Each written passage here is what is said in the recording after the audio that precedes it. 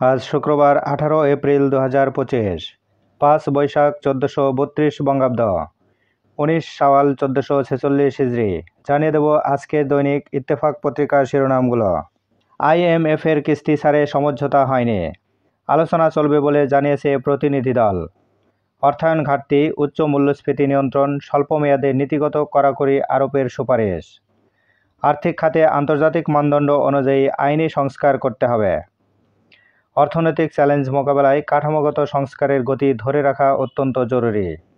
উপদেষ্টা পরিষদের বৈঠকে দেওয়ানি কার্যবিধি সংশোধনের সিদ্ধান্ত। টেলিফোন SMS-এও সমন জারি করা যাবে। ভুয়া মামলার জরিমানা বাড়ছে দ্বিগুণের বেশি।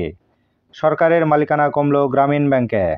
সংস্কারের কিছু প্রস্তাবে আপত্তি বিএনপির। ঐকমত্য কমিশনের সঙ্গে রবিবার ফের বৈঠক। সংবিধান সংশোধন সংক্রান্ত মৌলিক প্রস্তাবের বিষয়ে ঐকমত্যে আসার চেষ্টা করব, বললেন সালাউদ্দিন। বাংলাদেশে গণতন্ত্র বারবার হোঁচট খেয়েছে, আবারও এমন পরিস্থিতি কেউ প্রত্যাশা করি না, আলী রিয়াজ। নির্বাচনের আগে 3 শর্ত পূরণ করতে হবে, জামায়াতে আমির। বিএনপির সঙ্গে কোনো বিরোধ নেই। পররাষ্ট্র সচিব পর্যায়ের বৈঠক। গণহত্যার জন্য ক্ষমা চাওয়া ও ক্ষতিপূরণ দেওয়া নিয়ে আলোচনায় সম্মত পাকিস্তান। আমনা বালুচের সাক্ষাৎ। পাকিস্তানের সঙ্গে সম্পর্ক জোরদারের আহ্বান প্রধান উপদেষ্টার।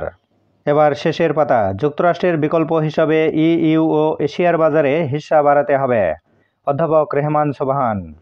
ট্রাম্প প্রশাসনের হুমকি, বিদেশি শিক্ষার্থী ভর্তির অনুমোদন হারাতে পারে হার্ভার্ড বিশ্ববিদ্যালয়। প্রতিবেশী দেশের কিছু ঘটনায় ট্রান্সশিপমেন্ট সুবিধা বন্ধ, ভারতের পররাষ্ট্র মন্ত্রণালয়।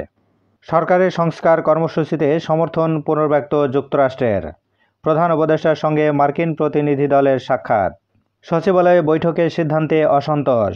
পলিটেকনিক শিক্ষার্থীদের দেশ জুড়ে মশাল মিছিল। আনন্দ শোভাযাত্রার স্বীকৃতি পেতে ফের অনুমোদন প্রয়োজন, ইউনেস্কো। দল নিবন্ধনে 90 দিনের সময় বাড়ানোর দাবি এনসিপির। ভারতকে দেয়া ট্রান্সশিপমেন্ট ট্রানজিট সুবিধা বাতিল করতে লিগ্যাল নোটিশ। মেঘনা গ্রুপের চেয়ারম্যান ও তার পরিবারের ব্যাংক হিসাব জব্দ। 80,000 কোটি টাকার সমপরিমাণ বৈদেশিক মুদ্রা পাচারের অভিযোগ।